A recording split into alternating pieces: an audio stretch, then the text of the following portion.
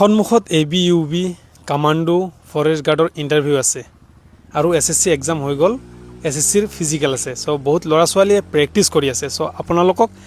কেইটামান কথা কওঁ প্ৰেক্টিছ তো কৰি হৈ আছে কিন্তু আপোনালোকৰ টাইম টেবুলখিনি কিছুমানত চাইছোঁ মই ভাল নহয়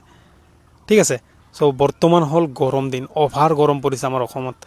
থাকিব পৰা নাযায় এনে বহি থাকিলে মানে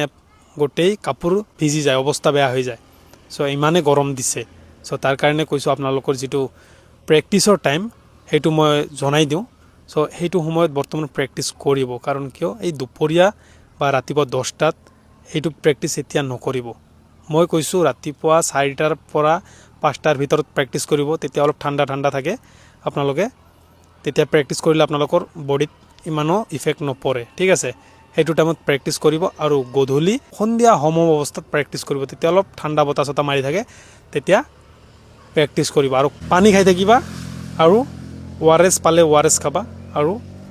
আপোনালোকে যদি ORS টো ল'ব নোৱাৰে দাম বেছি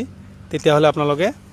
এনি টাইম ইলেক্ট্ৰল পানীত মিহলাই খাই থাকিবা ঠিক আছে পানীৰ কমিয়া হ'ব নিদিবা বডিত যদি ৰানিং কৰি আছা ফিজিক্যাল তৈয়াৰী কৰি আছা তেতিয়া হলে পানীৰ কমিয়া হ'ব নিদিবা কাৰণ পানীৰ কমিয়া হলে বহুত প্ৰবলেম ফেস কৰিব লাগিব সো তাৰ কাৰণে কৈছো ভালকে প্ৰেক্টিছ কৰা নিশ্চয় কষ্টৰ ফল পাবা আৰু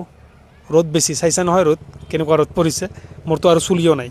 ইমান ৰ'দ পৰিছে তথাপিতো আপোনালোকৰ কাৰণে ভিডিওটো প্ৰস্তুত কৰি আছো সো আপোনালোকে কথাখিনি মানি চলিব বৰ্তমান গৰম দিন অলপ প্ৰেক্টিছটো ভালকে চাই চিন্তি কৰিব ঠিক আছে সো ভিডিওটো ভাল লাগিলে শেয়াৰ কৰিব আৰু কিবা থাকিলে কমেন্ট কৰিব